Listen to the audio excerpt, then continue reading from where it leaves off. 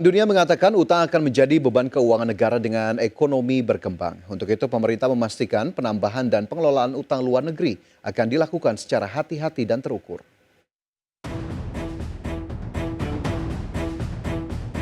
Menteri Luar Negeri Sri Mulyani Indrawati memastikan penambahan dan pengelolaan utang akan terus dilakukan secara hati-hati dan terukur di tahun 2025.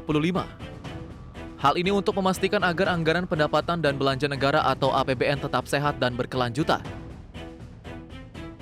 Sri Mulyani menyebutkan pihaknya akan terus mengoptimalkan pengelolaan dan peran APBN sebagai instrumen penting untuk melakukan perbaikan demi mendorong pertumbuhan ekonomi dalam negeri, termasuk upaya peningkatan efisiensi perekonomian demi stabilisasi pemerataan. Pembiayaan yang terus dijaga secara hati-hati dan terukur dengan terus memperhatikan outlook dari defisit APBN dan likuiditas pemerintah, serta dinamika pasar keuangan yang terus meningkat, dan keseimbangan antara biaya utang dengan risiko utang.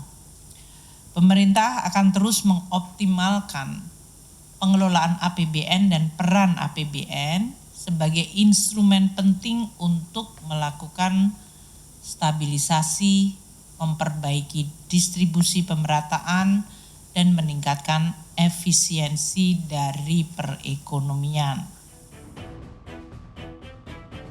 Seperti diketahui, defisit APBN 2025 dirancang senilai Rp616,19 triliun. Dari hal ini, membutuhkan pembiayaan utang sebesar Rp775,87 triliun dan pembiayaan non-utang sebesar Rp159,7 triliun sebagai faktor pengurangnya.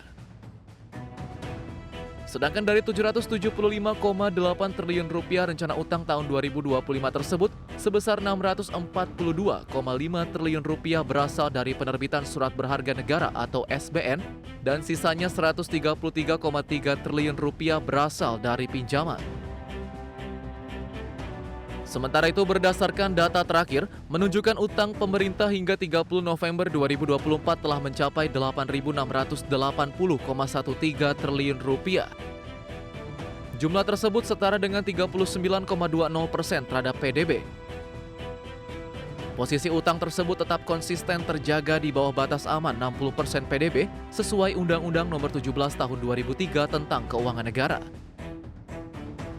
Tim Liputan IDX Channel.